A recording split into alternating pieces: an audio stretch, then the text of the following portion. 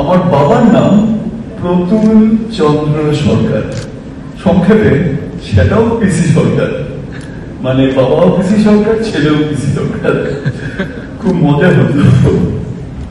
এই postal department থেকে যখন দেখি চিঠিটা পিসি সরকার নামে আসতো, মানে আমার বাবার নামে আমি নিশ্চিন্তে খুলে চেক হয়েছে আমার অ্যাকাউন্টে ঢুকে দিতাম, পিসি সরকারের চেক আমার মনে আছে। আরে আমার বাবা তো হনি বাবা, কিছু বলতেন না। যখন ইনকাম ট্যাক্স থেকে নোটিশ আসতো আমার নামে ধরিয়ে দিতেন।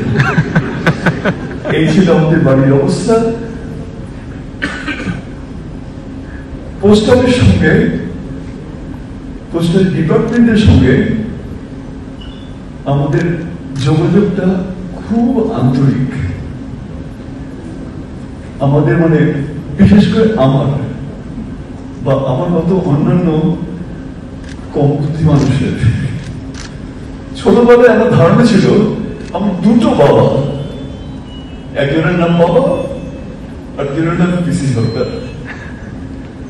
বাবা বাড়িতে আসেন আর পিসি সরকার স্টেজে থাকেন, ম্যাজিক দেখান। আর আমার বাবা বাড়িতে এসে একটা ম্যাজিক দেখাতেন না, খালি বকতেন, লেখাপড়া করনি কেন, চকলেট পাই কেন, ইত্যাদি। আমি স্বীকার করছি আমার বাবাকে, মানে বাড়ির বাবাকে আমি একটু কম শ্রদ্ধা করতাম। আমি ভালোবাসতাম আমার স্ত্রীজের বাবাকে, পিসি সরকারকে।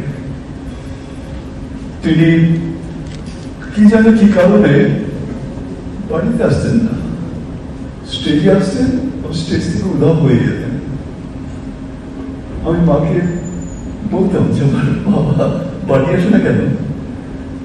মা বলতে ওই বাবা বসে আছে ওখানে, সব তার উপর পাঠিয়ে যেত।